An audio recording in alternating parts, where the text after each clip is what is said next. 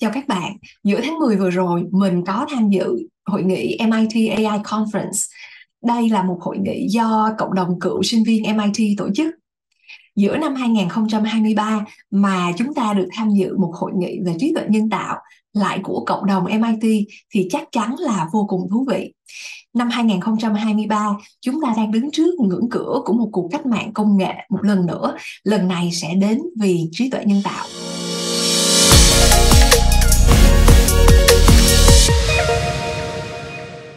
Hội nghị lần này đã đem đến cho mình một nguồn cảm hứng vô tận từ những con người vô cùng giản dị, nhưng họ có những ước mơ không hề nhỏ và họ sẵn sàng dốc sức vào những dự án làm thay đổi thế giới với một lòng quyết tâm cao độ. Được các bạn khuyến khích và cũng vì những sự kiện diễn ra trong tuần vừa rồi đầy kịch tính của OpenAI, mình và các bạn trong team đã nhanh chóng edit lại những cái thước phim mà mình quay trong hội nghị. Mình quay lần trước vì thấy nó hay quá chứ không định là dựng phim, nên các bạn thông cảm là chất lượng quay rất là kém và rất là rung tay. Trước hết, mời các bạn hãy gặp gỡ thầy Bob Metcalfe, là một tượng đài về khoa học kỹ thuật của MIT, người vừa được trao tặng giải thưởng Turing Awards danh giá của ngành khoa học máy tính. Thầy là cha đẻ của Ethernet. In 1973, a young researcher working at Xerox PARC, Bob Metcalfe, helped create Ethernet, the local networking technology that would become the foundation of the Internet. Join us as we hear from the 2022 ACM AM Turing Award recipient, Bob Metcalfe. People would say, I don't need a network, I have a diskette. I put it in my machine, I copy my file onto the diskette, I take it out and I walk down the hall and there's the printer and I put it into the printer and then it prints my document. What do I need a network for?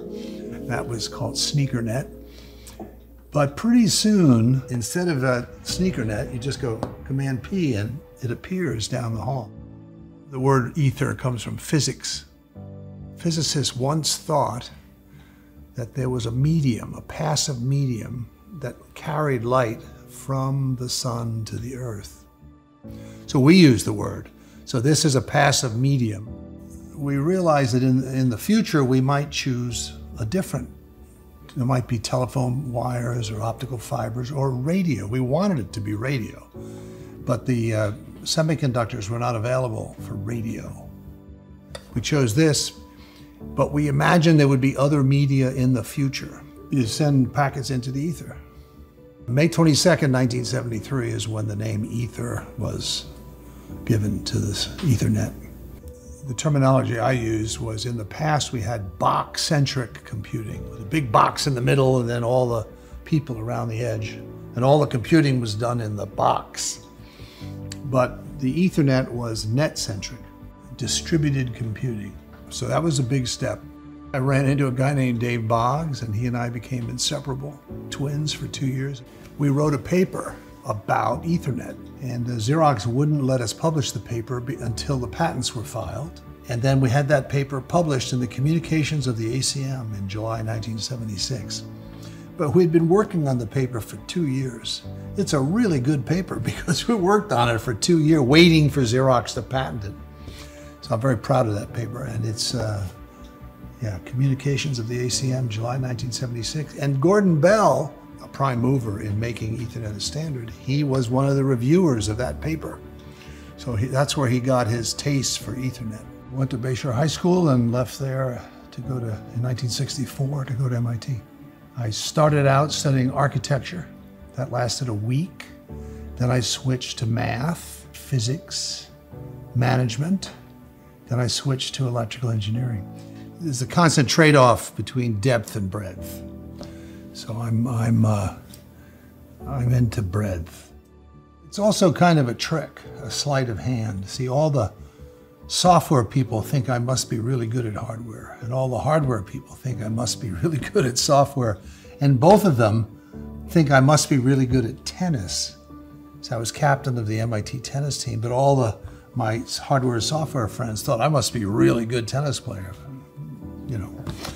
So the trick is to always be somewhere else. I went to Harvard graduate school in applied math. I was advised that the next area to go into at grad school was networking. And there was a networking project called ARPANET. And a lot of grad students were being funded to help build ARPANET. And I joined that group. And then I proposed to Harvard to build a certain piece of hardware to connect Harvard to the ARPANET. And Harvard refused. They said it was too important a project for a grad student. So I turned around and went back down Broadway to Kendall Square and got a job at MIT building that piece of hardware. So I did my PhD work at MIT for a PhD from Harvard. But that established me as the networking guy. And what I knew how to do better than anybody else was to send 1 bit at a time down a really long wire. In 1973, the Xerox Research Center, the Computer Science Lab, led by Bob Taylor, but also Butler Lamson, Chuck Thacker, Alan Kay, decided to build the world's first personal computer. Now, you can argue about whether it was first or not. I don't. It was the first modern personal computer. And there was a meeting, and the meeting said, we need somebody to connect them together. Well, Bob is the networking guy. So I got the job. So that was probably the luckiest thing to ever happen to me. And so the luck was not in designing one of these. The luck was getting the job. Because no one in the history of the world had ever had the job of connecting a building full of personal computers. One on every desk. Can you imagine that? A computer on every desk. So that was the Park first Ethernet. It was the Gerald Tapp, there it is, the Manchester encoding, which you can't see, and the randomized retransmissions from Aloha Network. So it's the Gerald, Manchester, Aloha Ethernet.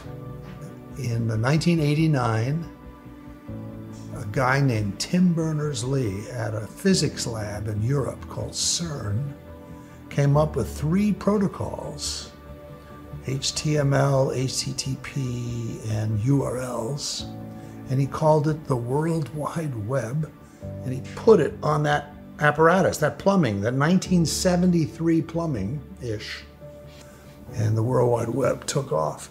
Now that, we'd been sitting there growing, but not like happened after the World Wide Web appeared. So that was a huge surprise. We never thought of such a thing at Xerox PARC. MIT AI Conference năm 2023 dành tặng cho thầy giải thưởng thành tựu trọn đời. Với gần 500 cựu sinh viên MIT, đa số ở tuổi trung niên và đã dành 10 đến 20 năm trong lĩnh vực công nghệ, bọn mình đã vô cùng ngưỡng mộ nghe những chia sẻ của thầy. Entitled A Neuron Model and Some of Its Information Processing Capabilities. And I wrote this thesis for Marvin Minsky, my thesis advisor. And Marvin didn't like my thesis. And I could tell by looking into his eyes that he didn't think I was smart enough to do AI. So he sent me down the corridor to do networking instead.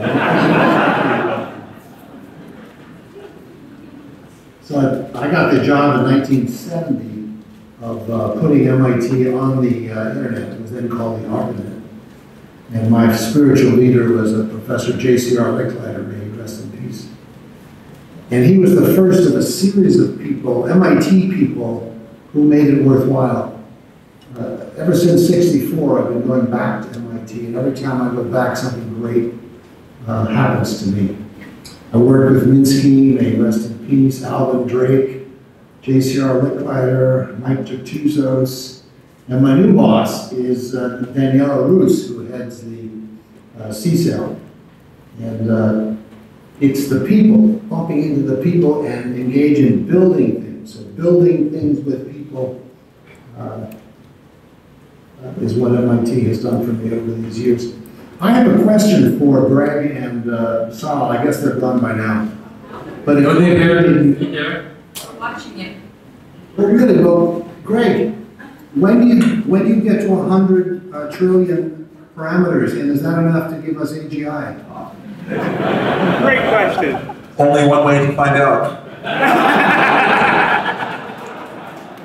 And it's Sal, and I'm going to talk to you. So my new career is computational engineering, and I've started by modeling a geothermal well, because I want to get free, clean energy out of the center of the earth. And then I realized to do that, to do this model, I would need to know a thing called thermodynamics. So I opened up the Khan Academy, and there are courses in thermodynamics there, so I started taking them. Is it true that you teach? I think you taught one of those thermal courses. Yeah, I taught that course. I taught most of the natural sciences.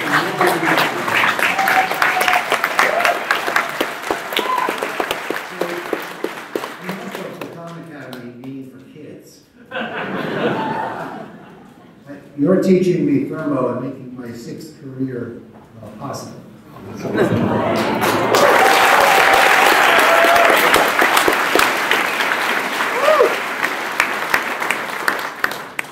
I've been a trustee of MIT since 1992, which means I get to go to trustees meetings, which are just fabulous.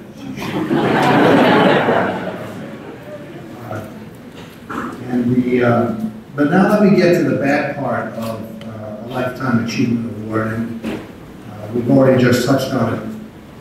Lifetime Achievement Awards usually signal that the recipient is done.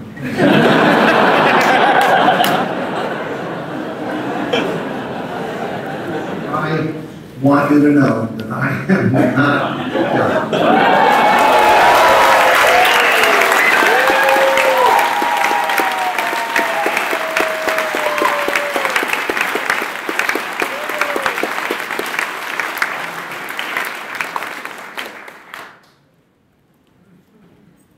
Thank you, Bob, for making it. We really appreciate it. I know you're touring the world accepting those awards because of the touring, so thank you. Notice you said touring the world.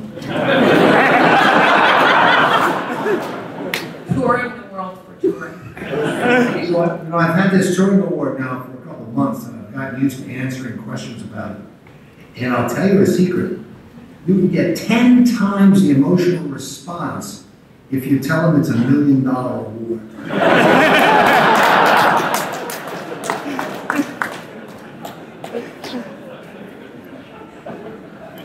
Should I hang up now?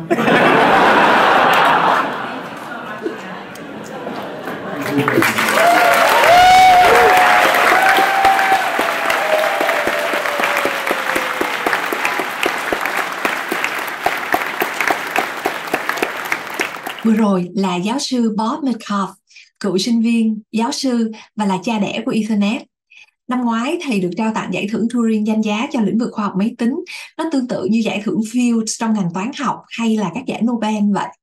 Thầy năm nay đã 80 tuổi và trong suốt cuộc đời mình, thầy đã theo đuổi 6 lĩnh vực nghiên cứu khác nhau, hết lĩnh vực này đến lĩnh vực khác. Ở tuổi 80, thầy nói rất rõ với các học trò là thầy chưa định dừng lại đâu nhé, làm cho tất cả các cựu sinh viên của trường ngày hôm đó vô cùng ngưỡng mộ. Thầy thật sự là tấm gương sáng cho lòng đam mê nghiên cứu và chinh phục khám phá cái mới. Các bạn có nhận ra hai người học trò mà thầy đã hỏi là ai không? Nói đến AI trong năm 2023 là chúng ta phải nói đến OpenAI, là công ty đã phát triển sản phẩm ChatGPT làm mưa làm gió. AI thực ra không phải là một lĩnh vực rất mới mà là đã thu hút rất là nhiều sự quan tâm cũng như nghiên cứu của cộng đồng từ 1-2 thập kỷ nay rồi. Nhưng phải đến ChatGPT, người ta mới thấy hết được sức mạnh của trí tuệ nhân tạo và nó đánh thức tất cả mọi người rằng thế giới này sẽ thay đổi vì AI. Brockman, President và Co-founder của OpenAI. Nhân vật thứ hai mà thầy kêu lên hỏi đó là một người đã thay đổi những khái niệm về giáo dục. Cuối năm 2005, YouTube chính thức ra mắt. Thì năm 2006, có một anh chàng kỹ sư tốt nghiệp MIT tự làm YouTube để dạy học sinh học toán và các môn phổ thông khác, rồi post lên YouTube. Chắc đây là một trong những YouTuber đầu tiên trên thế giới. Năm 2009, anh nghỉ làm và dành hết thời gian để làm YouTube. Khan Academy đã ra đời từ đó. Ngày hôm nay, nó đã có 137 triệu người dùng, 190 quốc gia. Xin giới thiệu với các bạn người sáng lập Khan Academy, Sal Khan. MIT AI Conference năm 2023 rất vinh dự được kể câu chuyện của hai người cựu sinh viên này. Họ cách nhau chắc gần 20 tuổi, nhưng thông qua cộng đồng công nghệ và cộng đồng MIT, họ đã biết nhau và cùng hợp tác. Trước khi OpenAI đưa ra sản phẩm ChatGPT ra thế giới, thì Khan Academy đã cùng OpenAI bí mật ứng dụng công nghệ Generative AI của OpenAI vào sản phẩm giáo dục của Khan Academy. Mời các bạn xem chia sẻ của hai nhân vật thú vị này về những sản phẩm cũng vô cùng thú vị.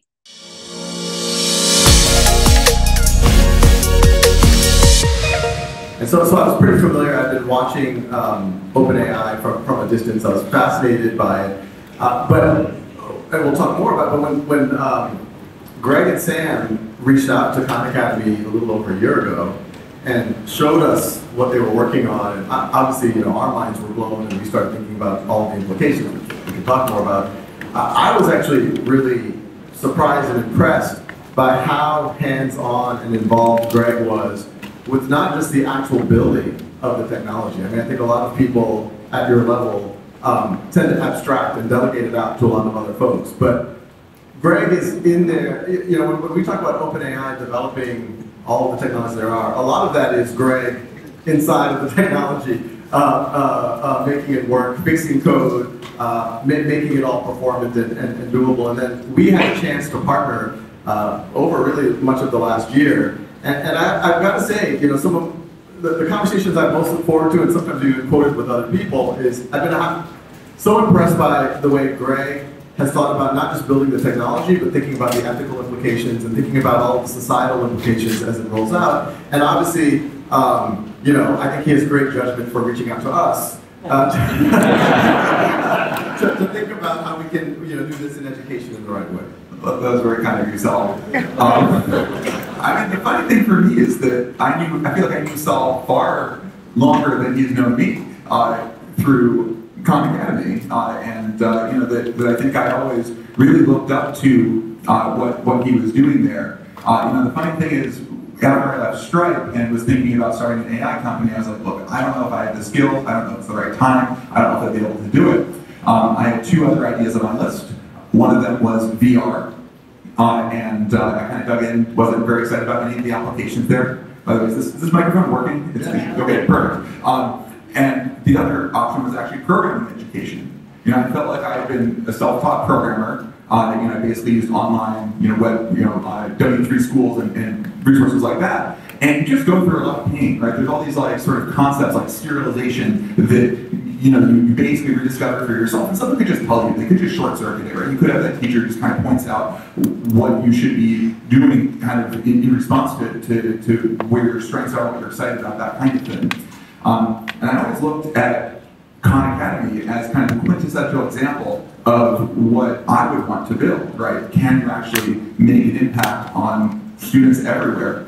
And of course, there's one thing missing, right? That, you know, that even though I felt like I had a relationship with Sal, you know, it was the same YouTube video that everyone else was getting, right? It wasn't the total personalized reacting to who I am. And I think that the moment that we had GPT-4 cooking, that we kind of realized that, hey, this is something that can bridge the gap, that can actually get that kind of understanding a student, understanding their strength and their skills. It was just so clear to me that the Khan Academy was who we wanted to partner with for education.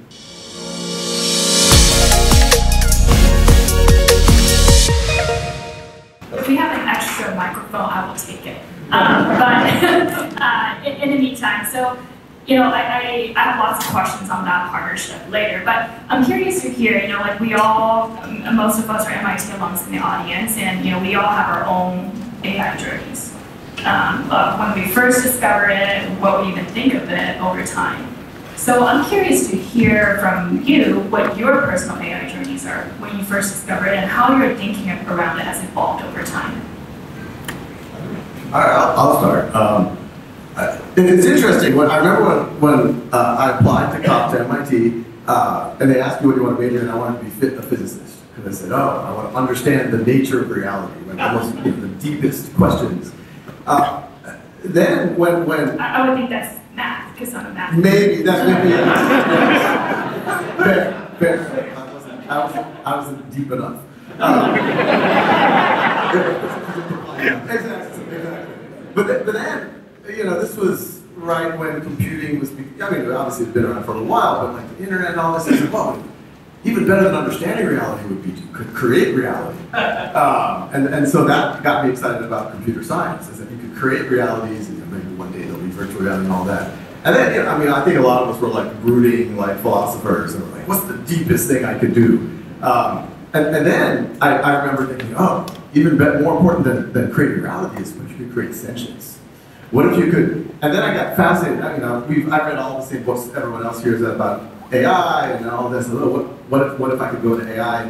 My freshman advisor was Henry Patrick Winston, wrote the AI textbook that many of us took when we took the course, etc. So I was actually really into it. I thought that might be my thing. But it was just so, as soon as you started to understand it, it seemed so basic and it wasn't doing anything interesting. And then in some ways, and I'm giving a lot more narrative to my journey than it actually had. I had no clue what I was doing most of this time. But then I actually said, okay, AI is probably not going to be a real thing for a little while. And honestly, I started getting really interested in, well, AI might not be, but HI, human intelligence, right? Like, what if you could somehow maximize that? So a lot of, some of my UROps and other things I did in college were actually around creating software to help people learn faster. So that was always in the back of my mind. And, one thing led to another, tech, hedge fund, and I used to rationalize my hedge fund work, which was really for nothing other than for profit. And I said, well, one day I'm going to make enough money, I'll start a school on my own terms, and I don't know, so as many of y'all know, I got very focused on the human element of education and learning. But then over that decade or so, Khan Academy has done many experiments where we use, let's say, previous generation AIs, machine learning, to do things like recommendations, to create inferences about who knows what. But our real journey, I think, hit the high gear about a year ago when we learned much before. So the funny thing is that actually listening to the backstory, which I hadn't actually heard before, I actually feel that I went through a very similar journey.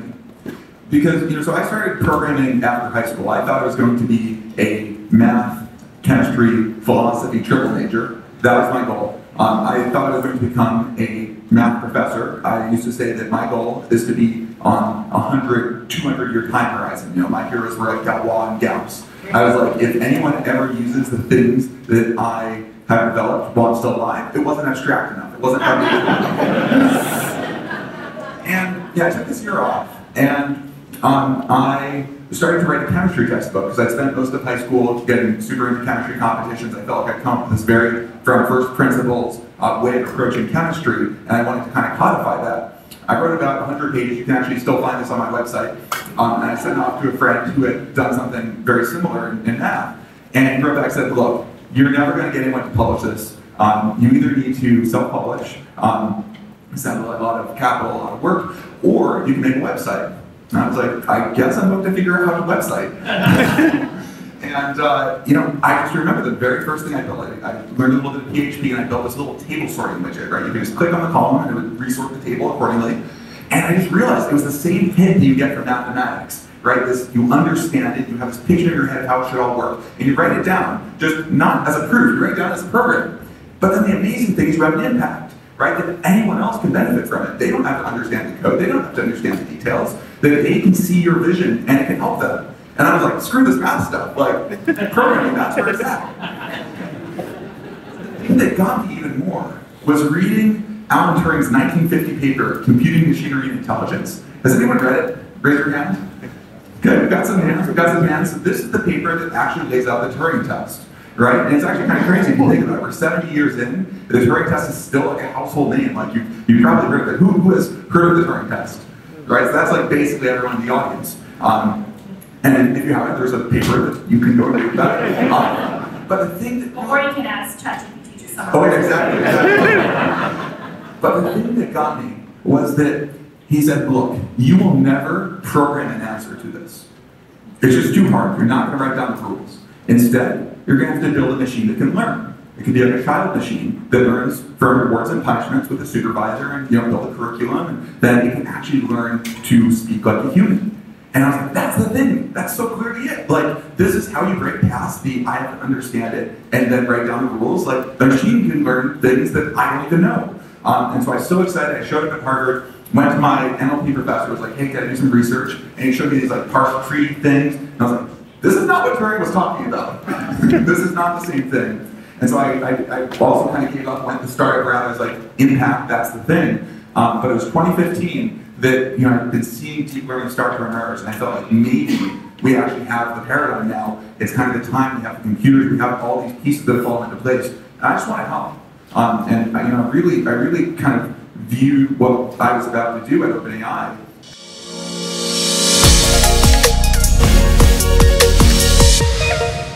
What's most, we're always thinking about that intellectual, but we're thinking about intellectual curiosity, we're thinking about solving your problems. What is some problem that's been really intriguing to you recently that you've been trying to solve that you haven't quite solved yet? In the space of AI. We're still working on the AGI, don't have that. But yeah, I think look like... Talk more about that, because this is a largely technical audience, so I would love to invite you to talk a little bit deeper about just in general AGI and So in 2015 when we started out, people thought we were crazy. I think people still think we're a little bit crazy, but like just less than they used to. And I think that in order to build anything real, you kind of have to go through that cycle, right? You have to sort of see this vision that no one else does, because if other people saw it, they probably would have done it already. And I think that for us, that, and it's actually, again, kind of common to the stories that Sal and I just told, that we were all inspired by the idea of really building an AI, right? You see the upside, right? You see the potential of humans. We're limited. We know that, right? That we don't get along all the time, that there's problems that we're causing to our own planet. And the flip side too is like that it's actually like great to have people experience and be alive and feel joy, and we want more of that. We want that throughout the cosmos. And there's a lot of details to figure out exactly what the right long-term future for humanity is, but it feels like maybe that through building better tools, through technology, that we can actually help achieve what human potential is. And so the only question is how. Like, is it actually feasible? That where can technology slide in? Where shouldn't it? Right? Like, what's the way to kind of shape the direction? And I think that that was kind of the overall ethos. Is we kind of felt like, okay, like deep learning seems to be kind of working, right? And again, it was 2012. You can kind of see that it was the first time that people had solved a problem using neural nets that they couldn't solve any other way. But there's so far to go from there to something actually useful. And I think ChatGPT was the first time we kind of built something useful enough that people outside of the tech sphere would benefit from it, really wanted to use it. And so I think that the question now is like, okay, so you have this great technology. It's not enough just to build technology, right? And this is where the partnership with Khan Academy and others really comes into play. That we're not experts in how to work with students and children, right? We're not experts in how to sort of think about the relationship with teachers and how schools work. But we know people who are, and they're very excited to apply this kind of technology. So I think that figuring out the right way to solve technical problems and then getting leverage through people like Sal is actually the core thing that we're in this loop of doing. We're just going to keep doing it again and again until we've achieved something truly great. I'll just follow right on top of that one. When Greg first showed GPT-4, I was blown away, and I was also a little insecure. I was like, will there even be a Khan Academy in 4 or 5 years? Can GPT-7 just do it all? And in some way, especially if you're the founder of a not-for-profit, you always have to remember, we're here to solve a problem. We're not here for self-preservation. We're not here. So in theory, if GPT-7 could give a free world-class education for anyone anywhere, yeah, I should go do something else. Like, it's not the end of the day, but obviously there's a certain pride, like you want Khan Academy to be relevant, and maybe there's something we could do. But it didn't take long to realize that as powerful as this technology is, and as powerful as GPT-5 or 6 or 7 is likely to be, then yes, just the raw underlying large language models aren't going to be enough to make it a truly magical thing that is used broadly in the world. And so the question, what are we working on is, how can you take this type of technology but wrap it with things, and not just with other technological things, that's part of it, but with social structures and support, and how do you get it into actual schools so that teachers really view it as their teaching assistant, students really view it as their tutor, that they can actually get connection, that it can actually foster connection between humans, deepen the ties between students, teachers, and parents, and how do we think very first principle about it? Every day I tell the team at Khan Academy, like, we've been thinking too narrow about it. Like, all of the paradigms that we've been training ourselves over the last 20 years with kind of the internet, to some degree, a lot of them are going to start coming in question how you develop apps, what is an app, et cetera, et cetera. So that's where our head's been. Yeah, and just to add to that, the funny thing for us was that when we built GPT-3 and decided to build a product on top of it, we wrote down the list of all the domains we could go into, and we thought about medicine, right? And you realize, if you're going to do that, you're going to be doing enterprise sales to hospitals, you're probably going to hire doctors on staff, like, we all know the story of how you build an enterprise company to sell to a particular vertical. And any one of these would be amazing, but it would mean that then we would give up on the generality, we'd give up on the G and the AGI, and building an API and partnering with companies. We realize that's the path where we can stay focused on building the technology, but still be able to have the kind of positive impact that we're looking for.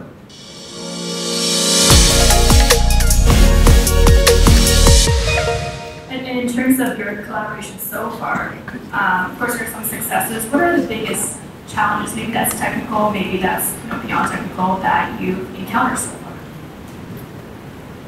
I think the biggest challenge is just figuring. I mean, it's kind of amazing. Almost on like a weekly basis, Greg will show us something, and it's like, "Will this be useful?" I'm like, "Yes, that is very useful. Please, let's have it." we don't have the bandwidth. We're like, "Oh, we need more people to work on this," because like that's a whole other dimension that we could work on. So I think there's that. I think there's a lot of very meat and potatoes questions around cost and how costs could, we're running a dedicated instance right now in GPT-4, and we're like, how many people can we get on this? Are teachers using it more on the weekends? That's great. And wow, we're hitting a peak time at 10 a.m. Pacific. Maybe we can give it free to India so that they could use so there's all these questions we don't know about cost. I think we have a pretty good lock on, some of the safety, privacy things. When ChatGPT was released, and Greg might remember that I slacked him, like, what are y'all doing? You have us under NDA, and now you're launching something? And it's like, we haven't launched anything. We just put a chat interface on GPT 3.5, and the whole world has exploded. Like, everyone got all excited about it. And at first, I was very, I was like, I don't know if I trust you anymore. Truth knows, I have trouble keeping a secret, and I was keeping it a secret the whole time. And then you saw these school systems who were banning ChatGPT and all this, and like, oh no, and like this less perfect version of it is going to go out there, and people are going to throw out the baby with the bathwater. But in hindsight, it was a blessing that went out, because then in March, we launched Convigo, which is built on top of GPT-4 on the same day that GPT-4 was launched. It allowed the world to process something that was designed for education, that did have a lot of power, but had some issues. And then for us to be able to say, hey, here's a more powerful model that can actually emulate a tutor, actually emulate a teaching assistant. It has guardrails around it. It did allow it. It's almost that the system's been asking for this now. Yeah, and Sal's also being very kind to omit a lot of the early issues. For example, I remember we were so proud this thing could solve so many great problems. It could be a great tutor in all these ways. And Sal was like, if you ask it, if you say like, I think 9 plus 5 equals 20, the system will be like, yes, that is correct. And we actually spent a good amount of time trying to figure out the right way of getting along on that kind of problem. And it's funny, right? Because it's like it's so powerful, and yet it also makes these non-human mistakes. And I think that getting even a mental model of the right way of programming these systems is something that we've been building up. But I think we've built a lot of sophistication there now, and that's been something that's been a really important investment.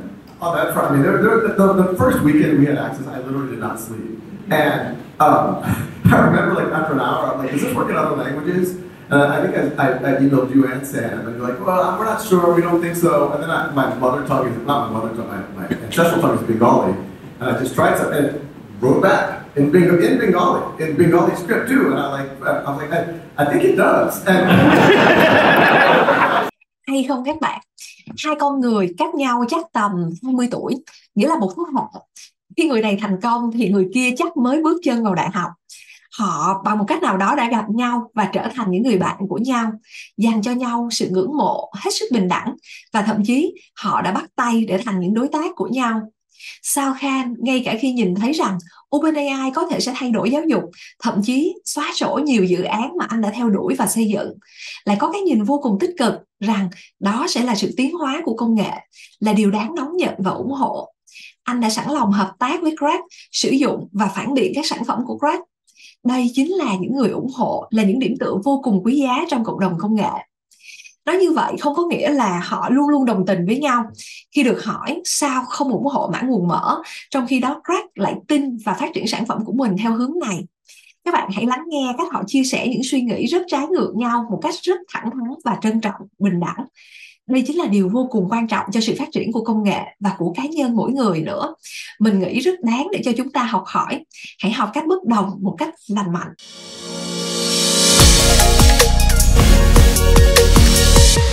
One is, how have both of you evolved your thinking on open source versus proprietary? And then the second question is, what are the most important skills we can teach children these days to prepare them for the future? I'll go first on the open source, and I've actually said this to Greg and to others. And, you know, Khan Academy's platform actually in the early days started off as an open source project, but we realized that when you're open source works things for good, like for Linux or Apache, that actually weren't about like user interfaces and code. And what we found in those early days is that the cost of managing the open source versus the benefit that we were getting, especially as a small nonprofit at the time, it wasn't. So we saw that. So you know, that, I think use open source when you can if it leads to a better outcome for the world. And I'm curious what Greg has to say about it. I actually feel much better if the frontier models are actually in the hands of people who, to some degree, can be held accountable for what it's doing.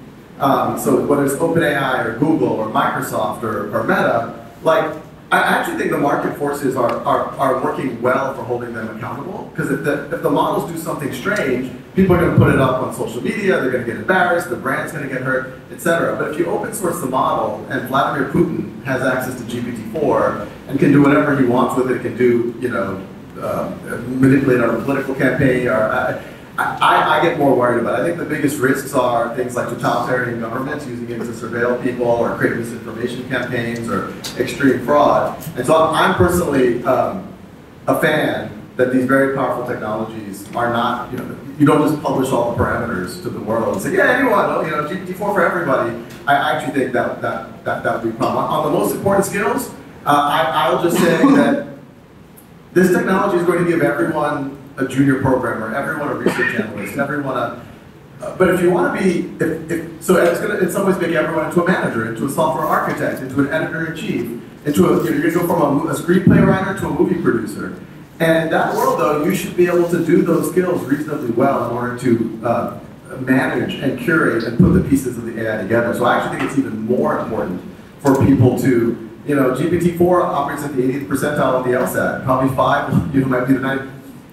You're going to want to be a little bit ahead of that, or at least be able to hang with it so that you can manage it. I don't subscribe to this like, oh, AI and technology can do it, now kids don't have to learn anymore. I think it's the opposite, but hopefully we can use the technology to do that. So on open source, I first of all want to say I'm actually quite pro open source, and also within AI. But I also think that there's a pretty nuanced conversation that doesn't you know, sort of fit well with the format of Twitter or something, because you really do have to think through where are we going, right? And I think that OpenAI, the entire thing we're predicated on, is thinking about the destination, about where do we really want to be, even though it doesn't make sense if you just look at the current world, if you just kind of do linear extrapolation. Like, there's so many exponentials here. It's like everything likes to be, people like to call everything exponential these days, but like AI is actually exponential in a bunch of very concrete ways that you know, we and others have measured and published.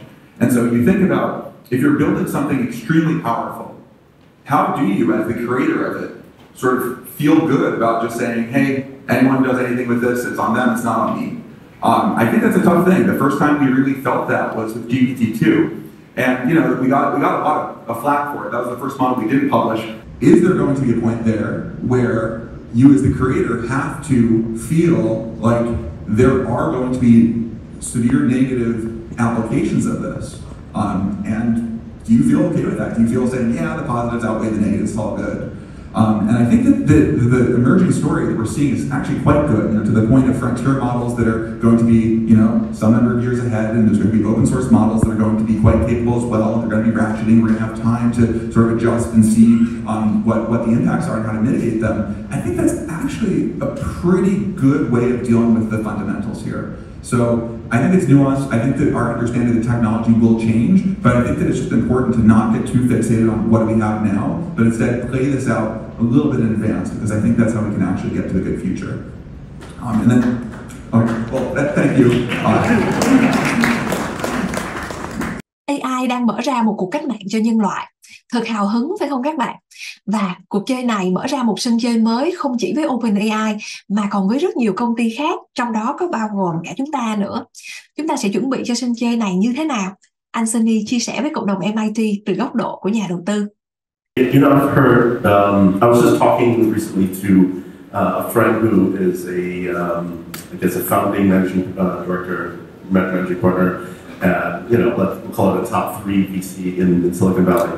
And he said, Sonny, how many photo sharing and social media startups were coming our way in 2007? 30% of all the pitches. And do you know how many AI startups make up the pitches now? 100%. And he said, so if it says LLM, machine learning, or deep learning in the deck, we don't want to look at it. Because it's like saying we use computers. I'm like, okay, I get it. And I think his point, the hyperbole is well taken, but I think the point is, let's focus on the problem. Focus on talking about what the problem is. Don't, yes, I think it's okay to mention LLMs and machine learning, okay? But I think, first principles, right? What is the problem you're solving? Is it a convincing problem? Is it a worthy problem to work on? Commercially, planet-wise, if it is in your heart and you get you have the steel of conviction in your spine to talk about it, to work on it, to dedicate your most of your working hours on it, I think it'll come through, and that's going to be what makes the pitch, the company, the mission compelling. So I hate to be a broken record, but focus just some problems that are very well articulated, I think, are just very powerful.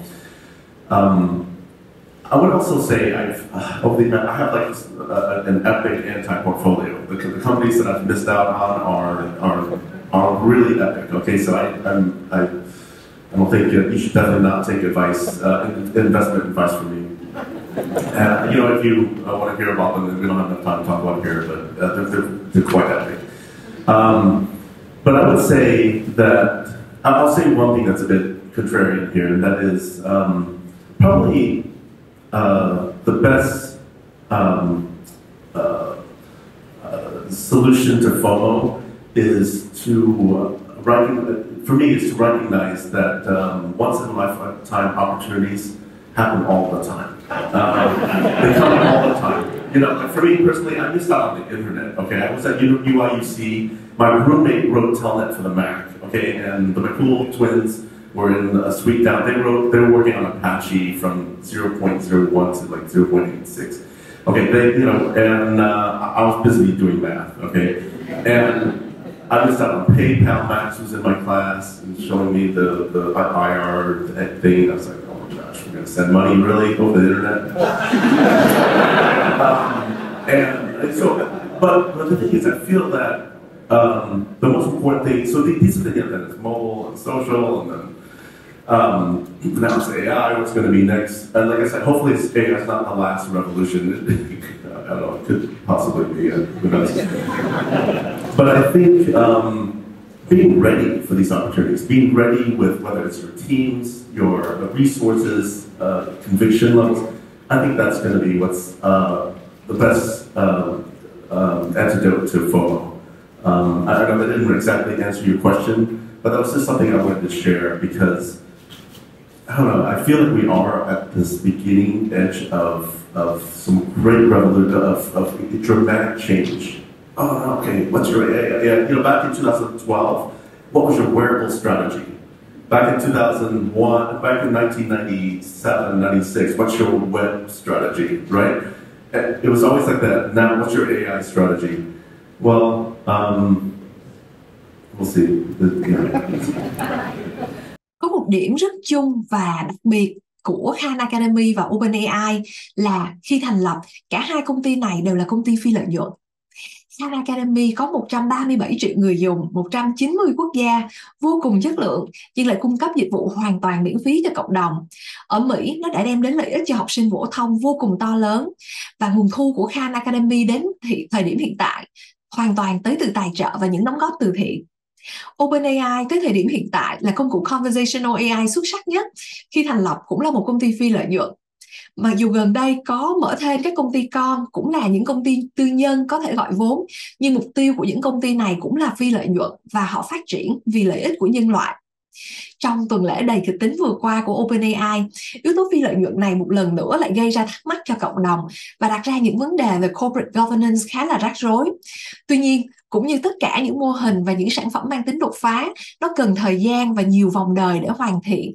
Và dĩ nhiên, trong quá trình đó, những công ty công nghệ mang tính đột phá này không tránh khỏi những hoàn cảnh đầy kịch tính. Mặc dù vậy, nếu như chúng ta nhìn về khía cạnh tích cực, thì theo như mình nghĩ, cũng như công nghệ AI, mình tin là ngay cả mô hình công ty công nghệ phi lợi nhuận cũng sẽ là một sự phát triển đột phá mới của nhân loại. Mọi người hãy chờ xem nha. Một ngày trở về nhà, về với cộng đồng MIT với một cái cảm giác rất thân thuộc của những con người xuất thân từ kỹ thuật, tính hài hước của những người mọt sách. Hơn cả là lòng khát khao sáng tạo để đưa ra những sản phẩm, những công cụ và đem lại lợi ích cho con người. Những khát khao trong sáng này đã giúp họ không ngừng học hỏi vươn lên. Hy vọng sẽ truyền lửa cho các bạn trong hành trình học hỏi và phát triển bản thân của mình.